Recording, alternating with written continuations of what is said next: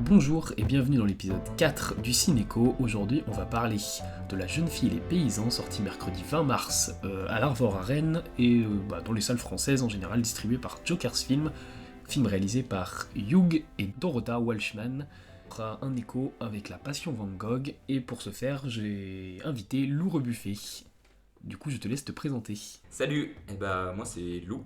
Je suis à la fac de ciné avec Andy. Je réalise aussi quelques clips, des courts-métrages. Je suis un passionné de cinéma aussi, hein, évidemment. Et là, on pouvait pas manquer ce film. Oui, et je précise aussi que le lien de ton Insta sera sur la story du Cinéco et celui de Lily aussi d'ailleurs. S'il est d'accord, mais je pense que oui. Parce que du coup, le film a une particularité, il est fait en rotoscopie, donc que ce soit La Passion Van Gogh et La jeune fille et les paysans. Et on va parler de La Passion Van Gogh après, mais on va d'abord faire un petit synopsis de la jeune fille et les paysans, The Peasants en version originale. Et du coup, c'est l'adaptation d'un bouquin où on se concentre sur le personnage de Yania, qui est du coup dans un petit village, alors je sais pas quelle époque on est, je dirais bon 1600. Il y a l'arme à feu. C'est vrai. Ouais, il y a l'arme Ah à ouais, feu donc, et tout, il y a des mousquetons et tout. Après en 1300, il y avait déjà des armes à feu au Japon. Ouais, mais là je pense qu'on est plus sur du On est 1600, je 1600, pense. 1700 peut-être plus tard en fait, peut-être même 1700, 1800. Et du coup, le personnage de Yania est dans sa petite maison, dans son petit village de paysans. Je sais même pas comment le décrire plus en fait. En fait, c'est l'histoire d'un mariage forcé un peu, comme on en retrouve à notre époque, quoi. À l'époque de la Renaissance, c'est-à-dire c'est un mariage arrangé. On a du coup le paysan le plus riche du coup du village Qui possède 6 arpents de terre. Voilà, c'est ça. Donc dans le C'est village de Borino, Lixeux. je crois. Voilà. Peut-être je me plante, mais je crois que c'est Borino. Ouais, Borino. Désolé si on écorche les noms polonais. Et oui, et en fait, ce village vit que par ses unions en fait, puisque c'est lui qui maintient le village. Ils vivent de l'agriculture en fait locale. Hein. On n'est pas encore dans une ère de grosse industrialisation, de mondialisation, donc on reste vraiment celui qui produit le plus est le plus riche. Ouais.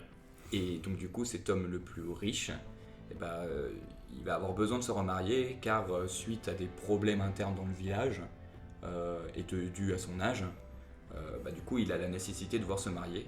Et du coup, notre personnage féminin principal, Yagna, du coup, est proposé un peu contre son gré par sa mère pour créer un arrangement avantageux. Donc, c'est ce qu'on disait. Donc, du coup, contre 6 arpents, c'est ça 6 arpents de terre. 6 arpents de terre. Donc, ça représente quand même pas mal. Et il y a un enjeu là-dessus. Et du coup, Yagna va vivre un petit peu, d'une part, une relation forcée, mais de part, du coup, une position très importante qui est l'octroi d'une manière assez rapide. Elle va convoiter une certaine jalousie. D'où le titre, La jeune fille et les paysans. Car les paysans vont réagir à cette relation.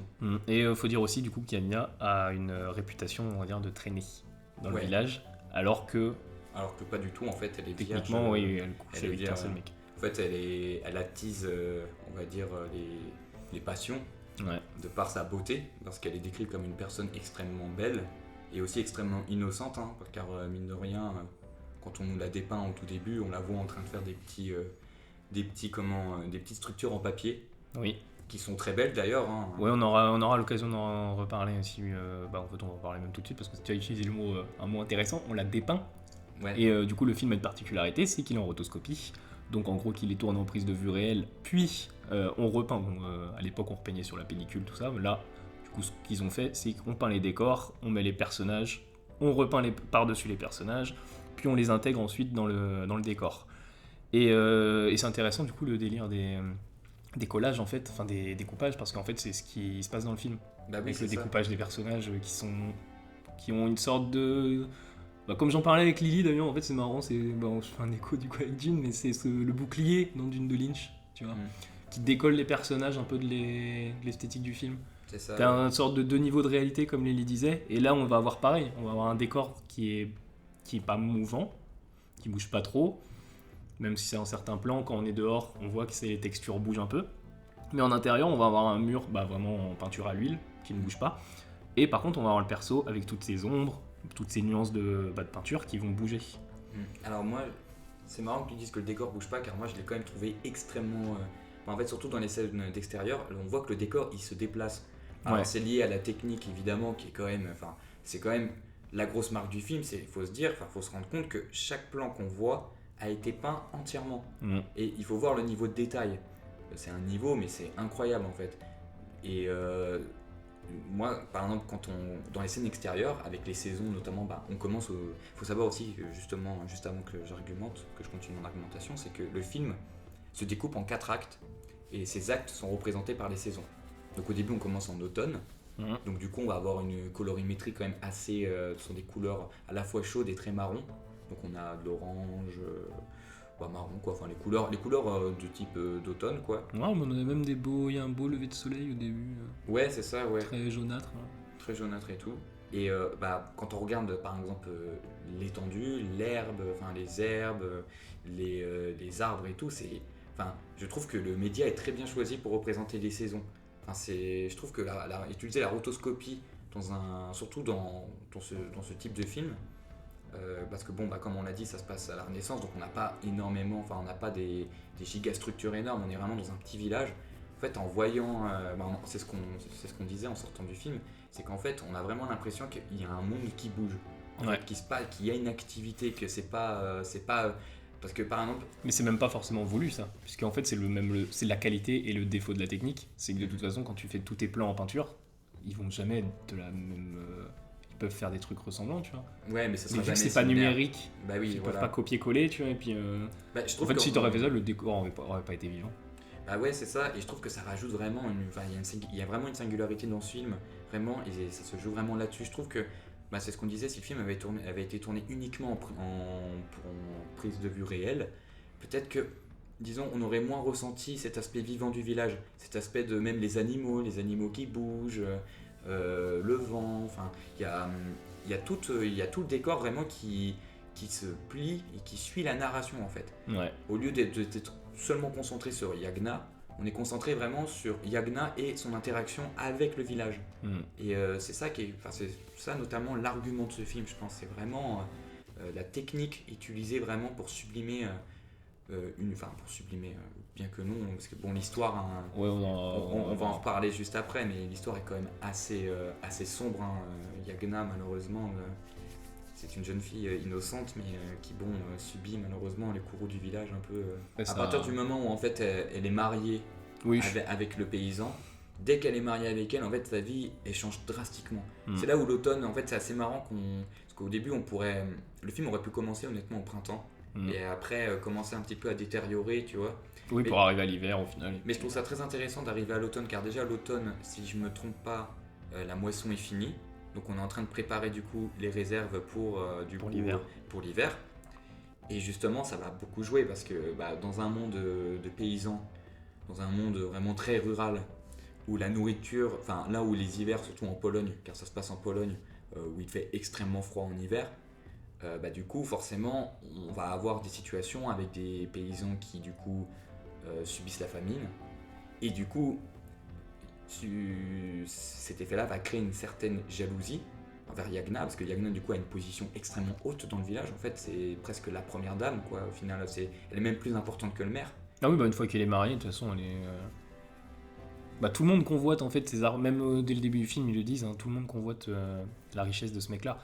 Donc c'est sûr que même c'est sa mère de toute façon qui est dans la charrette en fait et qui lui dit de prendre pour femme, qui lui dit de prendre un bon parti machin.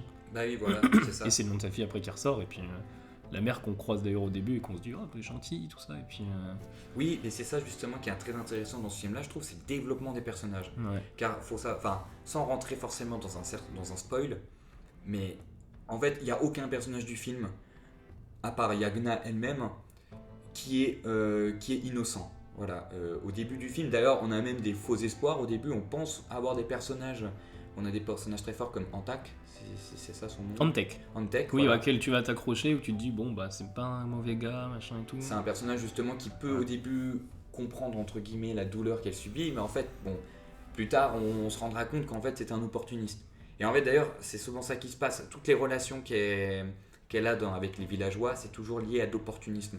En fait, c'est un monde un peu, vu qu'on est dans un monde très rural et tout, où littéralement l'espérance de vie est pas très haute, où la nourriture peut vite être amenée à être manquée.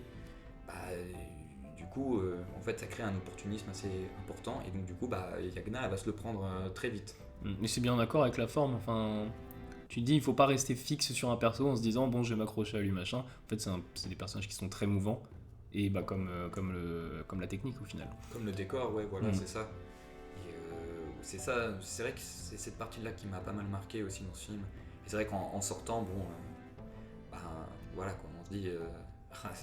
être une femme à l'époque, mais déjà que aujourd'hui, c'est ça aussi que j'ai aimé dans ce film, c'est que mine de rien, c'est un film féministe, hein, on va pas se mentir aussi, c'est un film qui retrace un peu tout le mal que peut subir une femme vraiment, je veux dire même à cette époque, surtout à cette époque, hein, parce que bon, on est dans une époque très patriarcale hein, quand même, faut le rappeler, la position de l'homme est ultra dominante, hein. D'ailleurs Yagna passera son temps à se faire emmerder par des hommes. Elle est considérée comme une traînée au final malgré elle, parce que de toute façon, à chaque fois elle se fait surprendre à cause des hommes, mais c'est les hommes qui l'embarquent dans le truc de base. Ouais, ouais voilà, c'est vrai qu'il y a une frustration énorme par rapport à tous ces personnages-là, parce que Yagna, elle est vraiment innocente du début jusqu'à la fin en fait, et malheureusement, son défaut, c'est sa beauté. Son défaut, c'est d'être belle. C'est d'être belle, hein. C'est horrible de dire des choses comme ça, hein, mais... Et c'est vrai que je l'ai pas dit, mais du coup, il y a 2 réalisateurs sur le film, et un couple surtout, donc il y a une femme déjà, et Hugh Welshman du coup plus sur la mise en scène, et du coup Dorota Welshman, donc sa femme, qui a beaucoup plus la patte artistique. Et ça déjà c'est super intéressant. On a le directeur photo aussi qui est du coup, j'ai plus son nom, Camille Pollack, qui vient des Beaux-Arts. Et voilà, je sais plus où j'allais du coup. Mais du coup c'est assez intéressant au final qu'il vienne des Beaux-Arts, parce que pour un film comme ça justement qui est entre guillemets hors des clous des chefs opérateurs, on va dire, parce que là, vu qu'il n'y a pas vraiment de prise de vue réelle, car d'ailleurs il y a aussi quelque chose de très intéressant sur ce film, on vous a dit qu'il était fait en rotoscopie, mais il y a du coup des images qui ont été tournées. Et au début je me questionnais s'il y avait eu des vrais décors, si vraiment ils avaient vraiment tourné dehors, en extérieur et tout. Pour moi, en tout cas, quand je voyais le film, je me disais, pour ce genre de projet-là, il n'y a pas forcément d'intérêt à avoir du décor. Je pense qu'ils ont des points de repère, du coup. Et non, justement, car tout a été tourné en décor rudimentaire. Donc c'est vraiment... même de ce qu'on peut voir dans les images à la fin du générique, c'est pas des... Tu vois bien qu'ils tournent pas en extérieur, que c'est vraiment des lieux où ils contrôlent... c'est vraiment juste pour poser les personnages, et après, les décorateurs, les illustrateurs, les animateurs, illustrateurs, ils vont faire en sorte d'aligner tout ça. Ouais, et on n'en a pas parlé aussi du coup, mais on va revenir un peu sur les jeunes filles et paysans après, mais du coup la Passion Van Gogh est beaucoup plus classique, beaucoup moins ambitieux, et il s'est fait nominer aux Oscars, et là, du coup, on voit la puissance d'une nomination aux Oscars, puisqu'on a 30 minutes de plus, et la Passion Van Gogh, du coup, toi tu l'as vu très récemment, il est beaucoup plus fixe, la caméra bouge beaucoup plus dans la jeune fille et les paysans, au point que des fois tu te dis, mais ouais, il y a dû avoir certaines scènes, notamment une scène de danse, qui revient à la fin dans une scène beaucoup plus crue.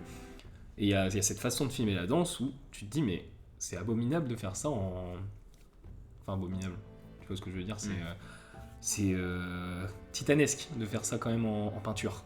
Ah bah oui, ouais, parce qu'en plus on a un plan séquence, on a un plan séquence de danse avec tout autour du coup les paysans, c'est ça qui est incroyable dans ce film, c'est qu'il bouge énormément. La technique de la rotoscopie, elle est incroyable, car elle permet de vraiment créer une sensation de mouvement, alors que c'est ironique, pourtant c'est de la peinture, c'est de la peinture mise bout à bout, quoi, mais même moi ça me bluffe vraiment qu'ils aient été capables de faire ça.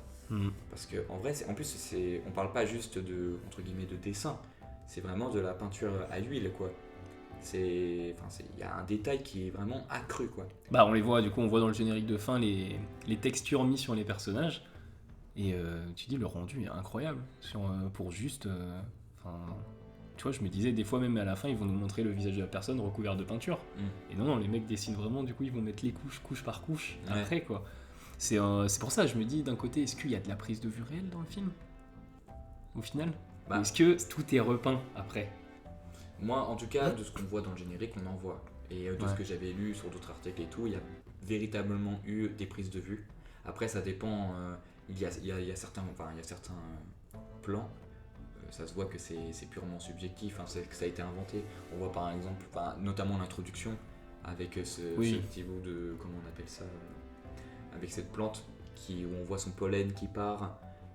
Et c'est ça d'ailleurs qui est magnifique, c'est les scènes justement, toutes les scènes qui n'ont, je pense, n'ont pas été tournées qui n'ont pas été tournées et tout en prise de vue réelle, elles sont magnifiques. Enfin, ça se voit aussi qu'il y a eu des libertés qui ont été prises là-dessus. Ils n'ont pas simplement mis les prises de vue réelles et simplement recopié. Ils ont aussi. Il y a un enjeu de l'animation. Il y a un enjeu de l'animation. Ouais, voilà, on retrouve des transitions, notamment une des scènes. Donc, du coup, suite à son mariage, du coup, ils ont dormi une noce. Oui. Et bon, étant donné que le personnage ne profite pas vraiment, surtout qu'en plus, il profite pas du tout parce que même en plus ils ont une tradition là-bas, c'est de boire la vodka. Donc du coup, à la fin, elle finit un petit peu. Il est tout le temps torché. Oui, voilà. Et donc du coup, bon, la première nuit de noces, les réalisateurs ont décidé de ne pas nous montrer justement cette scène-là. Et il y a un magnifique travelling arrière où on sort de la maison. Ouais. On se met derrière la lampe, puis on sort de la maison. Voilà, pour vraiment laisser. Et c'est un changement. Et je sais plus si. Je crois que si, c'est un changement de saison. Et ça crée un changement de saison. Ouais. Et c'est ça qui est les très transitions entre les changements de saison, elles sont particulières. Hein. Vraiment, c'est très beau. Ouais. C'est très magnifique. En fait, c'est vrai que t'as l'impression. On est dans une ellipse, mais t'as l'impression que c'est tellement fluide. En fait, cette façon. Mais en fait, il y a un truc qui est hyper. C'est cliché de dire ça, mais c'est peut-être l'un des films les plus cinématographiques, tu vois, récemment. Parce que le truc, c'est que là, on est sur un film qui, par plan fixe, tu te dis, t'as des plans qui sont très, très beaux, qui racontent beaucoup de choses. Et ce mouvement-là, en fait, juste le mouvement de... Tu vois chaque photogramme dans le film. Et tu ressens justement cette illusion du mouvement-là dans tout le film. Et le mouvement des saisons, le mouvement des personnages, machin... Genre tout cet enchaînement de plans là, ça va. Je sais pas, il y a une réflexion à faire, je pense, sur ce film là avec le cinéma. Ouais, oui, avec le dynamisme que ça peut créer. Parce que, en vrai, la rotoscopie, c'est quand même une technique qui est vieille comme le monde. Quoi. Comme le monde du cinéma. Oui, voilà, c'est ça, c'est les débuts. On voit sur les débuts de l'animation au cinéma, sur même le trucage. Les trucages à la Méliès. C'est pour ça que. Oui, mais le truc. C'est un très bel hommage au cinéma, même au final, ce film, parce que ça revient sur des techniques ancestrales, ancestrales. Direct, ça sort les termes. Non, pas ancestrales, mais disons que on revient sur les pas du cinéma, mais en même temps, on est sur une innovation aussi, parce que. Il y a très peu, je sais pas s'il y a beaucoup de films faits en peinture. Déjà, en peinture, il y en a très peu, mais surtout rotoscopie plus peinture, tu vois, c'est quelque chose vraiment qu'on vous conseille vraiment d'aller voir, car c'est extrêmement beau. Et c'est un film qui est très puissant aussi par sa musique. Parce que du coup, on est de la musique polonaise. C'est ça, pour les fans de The Witcher 3, si jamais il y a des joueurs de The Witcher 3 qui écoutent ce podcast, franchement, vous allez te servir, hein, parce que très clairement, le film est très musical, et d'ailleurs, il y a vraiment une harmonie entre les plans. Justement, là, je pense à ce moment-là à la scène de danse. La scène de danse, elle est vraiment incroyable. Mêlée en plus à la musique, elle donne un rythme.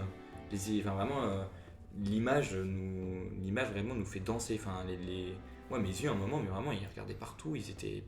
J'étais même presque dans la fête. On oubliait le contexte. Le contexte qui est, qui nous ramène à la raison. Hein, mais si on oublie ce contexte, vraiment, mais le film, il m'a fait voyager. J'étais vraiment dans cette ambiance. On se sentait, disons, à l'époque et à ce lieu, à ce moment même. J'ai eu peur d'ailleurs quand tu parles des yeux, tu vois, j'ai eu peur de ça au début du film. Parce que, en fait, c'est un film, quand tu le commences, si t'es pas habitué à voir ça, et que de toute façon, la majorité des gens sont pas habitués à voir ça, tes yeux, ils sont très vite, ils sont hyper sollicités au début du film. Carrément. Parce qu'il y a juste tout ce délire de mélange de textures, tout ça. Et le film est très dynamique, que ça soit sur son animation ou sur ses scènes. Tu le disais, d'ailleurs, c'est un souci. C'est peut-être l'un des défauts du film, c'est le montage, qui passe peut-être un peu vite des fois. Ouais, par exemple, il y a certains plans. Alors, j'ai presque envie de dire, c'est rare d'utiliser cet argument-là, car en général, c'est des films, donc on considère que le temps peut être pris dessus, mais en vrai, il y a eu des plans, surtout certains plans fixes, que je trouvais des fois très rapides. J'ai eu des moments où je trouvais qu'il y avait une coupure, des fois le plan pouvait durer que 1 seconde, 2 secondes, et des fois c'était trop court. Il se passait des choses dedans, c'était cuté un peu, des fois un peu rush. Des fois j'aurais préféré qu'il y ait plus de temps entre chaque plan. Ouais, mais j'avais 57. Oui, mais c'est pour ça justement, et je me dis, faire 4 secondes juste de ce truc-là, mais ça doit prendre au moins genre 1 semaine. Alors t'imagines rajouter plein de petites minutes. Je pense qu'à mon avis, à un moment donné, ils ont été obligés de découper, de découper les plans et de dire bon, quelles sont les priorités, où est-ce qu'on veut me donner du temps. Mais bon, c'est le seul petit défaut du film. C'est peut-être ce qui m'empêcherait sur une note sur 5 de lui donner 5. C'est qu'il y a un moment, le montage, à certains moments, ça me dérangeait. Mais après, pour être honnête, c'est minime par rapport, aux qualités que propose le film, aux efforts de travail. C'est vrai qu'il est plus lent, La Passion de Van Gogh. La Passion de Van Gogh, justement, ce serait bien qu'on parle de La Passion de Van Gogh, justement, car c'était leur premier film. Et je pense que c'était d'une part un essai, car en vrai, c'est pas quelque chose qu'on voit tous les jours. On n'est pas sur une animation en image de synthèse et tout. Là, on est vraiment sur du full. On est vraiment sur du totalement manuel, vraiment. Et qui même a fonctionné de toute façon, techniquement aux Oscars. Et puis même, c'était très beau quand même. Puis il y avait un parti pris aussi. Moi, je pense qu'il faut faire une petite parenthèse sur ce film-là avant, car je trouve qu'il y a des choses très intéressantes. C'est en fait La Passion de Van Gogh, La Passion de Van Gogh, pardon. Parce que La Passion de Van Gogh, je crois que c'est encore un autre film. Bref. Mais La Passion. C'est Loving Vincent. Ouais, voilà, c'est ça. En anglais. Et dans ce film-là, il y a quelque chose que j'apprécie beaucoup, c'est que tout le film va utiliser les peintures réalisées par Van Gogh. En fait, dans ce film-là, il y a une petite enquête, voilà, on va faire un très rapide résumé, mais... Sur la mort de Van Gogh. Voilà, c'est sur la mort de Van Gogh, et il y a le père du facteur de Van Gogh qui envoie son fils pour distribuer une lettre donc au frère de Van Gogh, qui s'appelle, si je ne dis pas de bêtises, René Van Gogh. J'aurais pu son vrai. Alors je suis désolé si je vous donne une fausse piste, désolé, mais disons qu'à un moment il va voir son frère est mort, du coup il va enquêter dans le village, donc à Arles, si je dis pas de bêtises. Ouais, pour les noms, mais que... Il me semble pas que ce soit Arles, non, Arles c'est le début, mais non, parce que on a certains, justement, on a le bar à Arles et tout, on a énormément de références et tout, en fait, c'est littéralement la peinture de Van Gogh avec les acteurs qui interagissent dessus. Et donc du coup, oui, dans ce film-là, c'est plus fixe, parce que là, cette fois, on utilise le média de la peinture qui est directement, qui est vraiment intra et extra-diégétique, parce qu'on parle de Van Gogh et on vit en même temps à un moment où, je crois qu'au moment des faits, on est 6 semaines après la mort de Van Gogh, donc c'est un lapsus de temps très court. Et très frais. C'est pour ça que la peinture bouge. Mais non, alors, et pareil, ce que j'avais aimé dans ce film-là, alors qu'au début, j'ai eu extrêmement peur des plans fixes, car j'ai eu peur que ça fasse un peu comme les jeux vidéo en prise de vue réelle. Ouais, mais non, parce que c'est vraiment une esthétique différente, la rotoscopie, vu que c'est vraiment des couches en fait, qui sont mis. Alors qu'en soi, c'est plus le problème avec le jeu vidéo, c'est le problème de la 3D. Vraiment de la modélisation d'un personnage, tu vois. Oui, c'est ça. Non, mais tu sais, les vieux jeux, tu vois, Kitano, il en avait fait un. Tu sais, j'ai plus le nom de ces trucs-là, mais c'est un sorte de point and click, tu sais, mais où on voit ton personnage, tu vois, un personnage qui a été filmé en 2 dimensions, tu vois, on voit pas vraiment... Ah, je vois de quoi tu parles, ouais. Là, pour ça, il faut aller voir une vidéo de Jour du Grenier, il a fait un très bon... Il expliquait pourquoi c'était des jeux de merde. Bref, je parlais de ça parce que j'ai eu peur que ça ressemble à ça, car c'est très fixe. Mais c'est pas des jeux FMV plutôt ? FMV. C'est des jeux FMV. Voilà, bien vu. Darren Aronofsky, il a commencé là-dedans. Oui. Bref, petite parenthèse faite. Et disons que ce film-là, il y a aussi quelque chose que j'appréciais beaucoup, c'est qu'il y avait eu les moments de peinture et il y avait les moments noir et blanc. Les moments, du coup, de flashback. Ouais. Et ça, c'était très beau. Et là c'était animé différemment presque. Il y avait une autre esthétique. Mais disons que oui, je pense qu'après La Passion Van Gogh, on leur a laissé carte blanche. En vrai, je me demande même combien le film a coûté, parce que niveau prod, ça doit pas être... Alors je sais pas, mais je sais à peu près combien a coûté La Jeune Fille et les Paysans. Je crois que j'ai vu 9,8 millions de dollars. Ce qui est pas tant que ça en vrai. Ce qui est pas tant que ça pour un film d'animation. Parce que normalement, on va beaucoup plus loin. Hein. Donc peut-être que la prise de vue réelle fait quand même bien baisser le budget au final. Bah peut-être. Hein. Parce qu'en tout cas, moi de ce que j'avais vu, La Passion Van Gogh, c'était sans animateur, sans illustrateur, peintre, ce qu'on veut, mais disons, il y avait 100 personnes qui participaient directement, on va dire, à la rotoscopie du film. Ouais, ils sont pas tant que ça, parce que c'est vrai que même sur des Pixar, tu te dis, bon, ça va toucher, ça va toucher 300, des dizaines de millions, hein, mais ils sont beaucoup plus. Ils sont un peu plus, ils sont 3 fois plus des fois, donc là, il y a quand même... Il faut tout concevoir. Il faut tout concevoir et tout, donc c'est vrai que moi, après ce film-là, déjà, c'est vrai que je les ai vus dans le désordre, mais même La Passion de Van Gogh, déjà, c'était très beau, j'avais bien aimé. Ouais, puis il y a une osmose quand même de se dire. En fait, on a toujours ce truc-là, il y a beaucoup de gens autour de moi. Enfin, non, j'ai une personne surtout, mais qui me dit ouais, le meilleur film sur Van Gogh, c'est At Eternity's Gate. Mais tu te dis, c'est avec Willem Dafoe. Ou avec Doctor Who. Ouais, il y a aussi un film sur Van Gogh, je crois, de Maurice Pialat, qui est réputé pour être assez. Je crois que c'est sur Van Gogh. Ouais. je crois. Mais c'est vrai que le plus beau film sur Van Gogh, au final, c'est même sur sa forme, c'est celui-là. Parce que tu te dis, mais c'est trop bien d'utiliser les peintures et les couleurs de Van Gogh. Ah bah, sur le fond et la forme, car ce qui est bien aussi, c'est que là, on se met jamais dans le point de vue de Van Gogh. Oui. En fait, on est toujours dans des ragots, on est toujours là, la personne qui fait l'enquête. Et c'est bien parce qu'il n'a pas vécu. Bah oui, il n'a pas vécu, voilà. Donc, c'est une brève aparté sur ce film, mais après avoir vu ce film-là, et bon, sachant que j'avais vu l'autre avant, ça m'a conforté dans l'idée que c'était vraiment une bonne idée et qu'ils se sont carrément améliorés parce que là, ils ont été un cran au-dessus. Hein. Parce qu'au début, ils ont pris un peintre avec, on va dire, des matériaux déjà fournis, il y avait déjà des décors et des choses comme ça. Alors que là, ce film, franchement, je le redis encore, mais c'est incroyable. C'est ça la réflexion aussi qu'apporte le film, en fait, on voit tous les films d'animation presque, notamment la rotoscopie, c'est que le cinéma d'animation n'a jamais existé. Oui.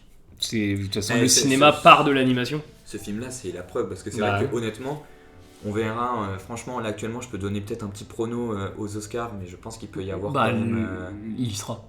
Je pense qu'il y sera, et est-ce qu'il peut gagner ça, parce que il joue sur trop de subtilité, on va dire, entre la technique, l'image les prises de vue réelles, que ça peut-être un peu... Après, tu me diras, on a vu interdit aux chiens et aux Italiens, qui avait des prises de vue réelles. Là, qui est en stop motion, du coup. Mais la stop motion, c'est de la prise de vue réelle. Ouais, mais ce qui est différent par rapport à un autre film, c'est que là, il y avait par exemple la main directement. Dans celui-là, on voyait la main. Ouais.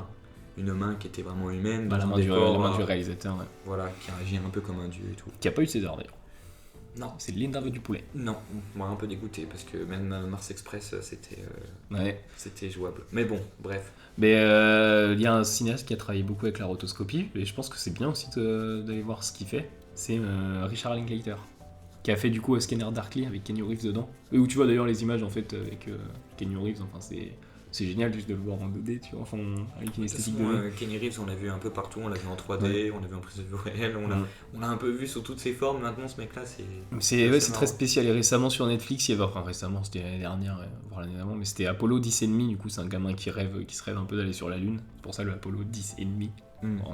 Et c'était pareil, c'était en rotoscopie. Et le truc, vraiment, le film est magnifique. Enfin, il est magnifique une fois que tu arrives à rentrer dedans. Parce que c'est vrai qu'au début, ça rebute, quoi. C'est un peu pareil avec la jeune fille et les paysans. Au début, ça peut rebuter, franchement. C'est vrai que ton œil est pas habitué à voir ça. Tu te dis, il y a un souci de texture, en fait. Ça colle pas. Et de cohérence, ouais. Donc c'est pour ça, le film peut peut-être, au premier abord, ne pas forcément vous attirer. Car c'est vrai que moi, la bande-annonce, au début, c'est spécial. En fait, elle attisait ma curiosité. Mais sans avoir vu le film, j'avais du mal à me dire, ok, comment je vais rentrer dans ce film-là. Mais au final, dès les 10 premières, entre les 10 et les 15 premières minutes... parce qu'il booste dès le début. Dès le début, par contre, il montre la puissance de son animation avec le pollen. Le pollen où tu te dis, là, tu peux faire ça, tu vois. Et après, le film est plus terre à terre. Ouais, non, mais c'est... Non, franchement, il y a très peu de choses négatives à dire sur ce film. D'ailleurs, je suis même étonné que les cahiers du cinéma aient mis 2 sur 5 là-dessus. Et en fait, ce qui leur pose problème, c'est une vision de la Pologne, je crois, un truc comme ça. Et je sais pas, j'ai pas spécialement... Moi, je trouve ça mérite pas de descendre aussi bas. Après bon, chacun son avis.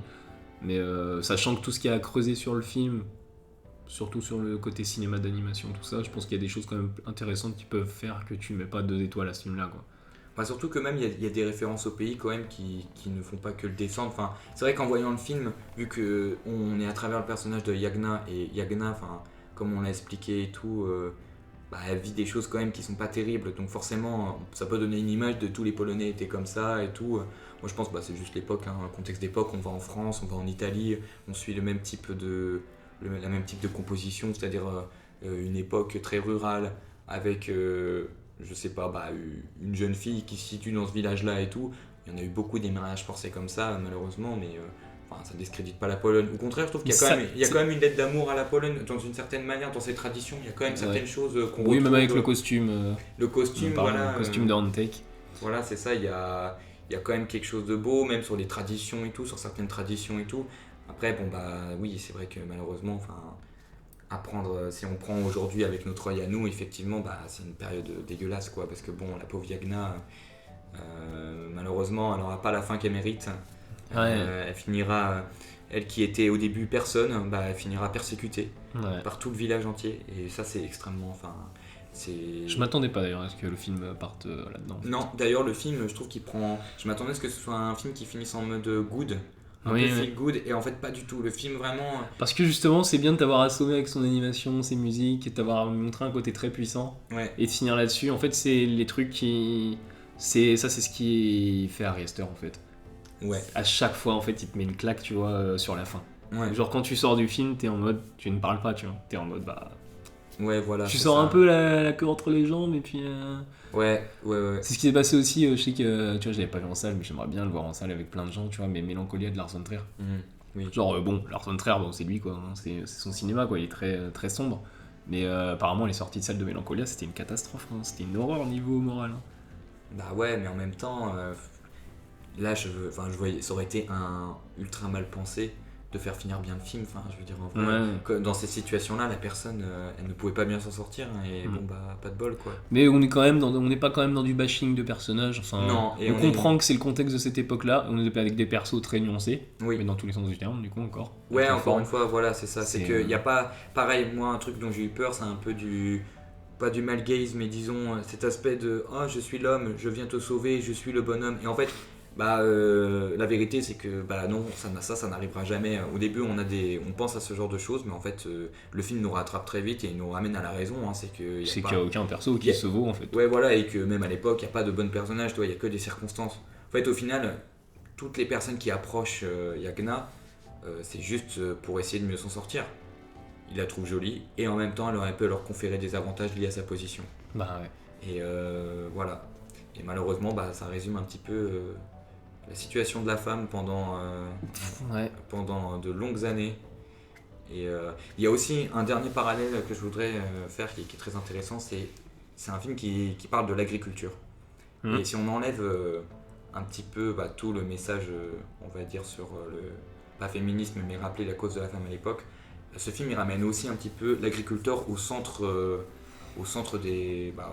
la société, parce que... Après la ferme des Bertrands. Ouais. Tu l'as pas vu toi? Non. C'était un bon documentaire. Même avec le documentaire aussi Au nom de la terre. Ah oui, j'ai pas vu. Avec Guillaume Canet. Ça date un peu, non? Ça date un peu, mais ça ramenait... Attends, c'est un documentaire Au nom de la terre? Enfin non, c'est pas un documentaire. Non, pardon, c'est une fiction, mais qui se base sur la vie du réalisateur du coup. Ok. Mais moi ce que j'ai bien aimé dans ce film-là, c'est qu'on rappelle aussi que c'est les agriculteurs qui nous nourrissent. Et la preuve, l'agriculteur le plus puissant, c'est celui qui est le plus puissant. Et malheureusement, on a un peu perdu... d'ailleurs, non, on l'a pas forcément perdu. Enfin, le film fait une bonne transition là-dessus avec le châtelain, justement, qui veut récupérer les terres, qui veut vendre les terres. Et c'est là le moment, justement, où les agriculteurs sont en mauvaise position. Et je trouve que ce film, il fait écho aussi à l'agriculture, au monde de l'agriculture. Et je pense que c'est surtout en ce moment avec ce qui se passe, c'est très important de rappeler quand même que les agriculteurs, c'est quand même eux qui nous nourrissent. C'est eux qui permettent à une société de vivre. Et la preuve, ça se voit dans le film. C'est ce qui se passe. Le parallèle va très vite, hein, mais c'est ce qui se passe avec l'Ukraine. C'est que l'Ukraine à l'époque, c'était le grenier vraiment. Le grenier à blé, c'est ça, de l'Europe. De l'Europe même dans son entièreté. Et la Pologne aussi, je pense que c'est une nation qui doit être assez basée là-dessus. Quoi, donc. Mais c'est vrai que c'est intéressant, en tout cas, La Passion Van Gogh, adaptation de tableau, techniquement. La Jeune fille et les paysans, adaptation de livre. Du coup, j'ai plus le nom de l'auteur, mais je ne retrouverai pas un nom polonais. Mais en tout cas, l'auteur de The Peasants, du coup. Et puis, du coup, peut-être prochain, adaptation de jeux vidéo. Non, l'adaptation d'une pièce de théâtre. Adaptation de The Witcher 3 en peinture. Ouais. Alors là le travail. The Witcher, juste. Là, ça va mettre beaucoup de temps et beaucoup plus de budget, je pense. Non, mais on verra déjà aux Oscars parce que je pense que c'est quand même un couple qui va bien s'élever dans le monde du cinéma. Ouais. Parce qu'ils risquent de l'avoir du coup pour l'année prochaine. Surtout qu'ils sont pas si vieux que ça, ils ont 49 ans. Il n'y a pas de Miyazaki cette année, il n'y a pas de Spider-Verse. Ouais. Donc la voie est libre. Donc la voie est libre. Donc la Pologne, écoutez, on vous encourage. On vous encourage dans ce cinéma-là, on vous encourage fort. Et on espère que vous arriverez à avoir la reconnaissance que vous méritez, même si vous l'avez déjà eu une fois pour La Passion de Van Gogh. Et je pense qu'à mon avis, pour celui-là, vous avez absolument tout notre soutien. C'était un très beau film. Voilà, c'est ça, exactement. T'as pas de choses à rajouter? C'est un peu décalé, on va dire. Je sais pas si... J'ai sais pas si tu le couperas. Si Je peux rafistoler des mais choses. il y avait un dernier message que je trouvais beau, c'est justement, j'y reviens justement, il y a une scène à un moment où justement le monde de l'agriculture est bousselé, enfin débousselé on va dire par le châtelain, qu'on ne voit jamais d'ailleurs. Oui, son nom est juste cité. Ouais. Juste son nom est cité, mais qui veut raser les forêts. Et ça c'est pareil, actuellement en Pologne, il se passe aussi quelque chose, comme en Roumanie d'ailleurs, c'est qu'il y a énormément de forêts là-bas, des forêts qui sont classées UNESCO quand même, qui sont déforestées par des entreprises comme Ikea, ou des entreprises, d'autres entreprises de meubles, voilà, c'est ça, en tout genre. Et je trouve ça beau aussi dans le film que ce soit casé là, très légèrement, car moi je pense que c'est pas anodin le fait de couper le bois, tu vois. Ouais, non, mais ça. De toute façon, c'est un film. Enfin, de toute façon, tout le cinéma a toujours reflété la situation actuelle, hein, même si tu parles d'une situation moyenâgeuse, ou moyenâgeuse, ou renaissance, enfin d'une autre époque. Disons que ce film, ce que j'aime bien, c'est qu'il n'a pas que sa technique qui est mise en avant, il y a aussi, je pense, tout le message derrière. Il y a énormément. Ce film est très politisé, alors qu'il ne se passe pas à notre époque. Mais il fait écho à beaucoup de situations à l'heure actuelle qui sont réelles et qui sont liées à des enjeux qui sont quand même assez importants, quoi. Ouais. De toute façon, oui, tout le cinéma est politisé, hein. Surtout en Pologne. Ouais. Sauf Skolimowski qui dit que ces films sont pas politiques. Ouais. Il a failli. Ouais. Mais voilà, si on devait conclure sur ce film, en tout cas, que ce soit sur la forme ou le fond, c'est vraiment quelque chose d'extraordinaire et vraiment, on peut que vous inviter à aller. Et c'est un film qui, on l'a pas dit en fait, mais oui, qui glorifiera pas du coup. Qui va pas dans le tendancieux à glorifier des trucs pas ouf, notamment du coup avec ses couleurs, parce que c'est là-dessus qu'il peut s'exprimer le mieux, donc les couleurs très sombres, criardes, et aussi sur ses mouvements de cam, quand notamment il sort des pièces, tout ça. C'est très humble. Ça ne prend pas le spectateur, on va dire, pour une chèvre. Voilà, c'est ça, exactement. Et merci beaucoup Lou d'être venu pour cet épisode, et dans 9 ans pour le prochain film du couple des Wolfman. Merci beaucoup d'avoir écouté cet épisode du Cinéco et on se retrouve bientôt pour un nouvel épisode pour un petit film qui sort le 10 avril avec un nouvel invité. Salut!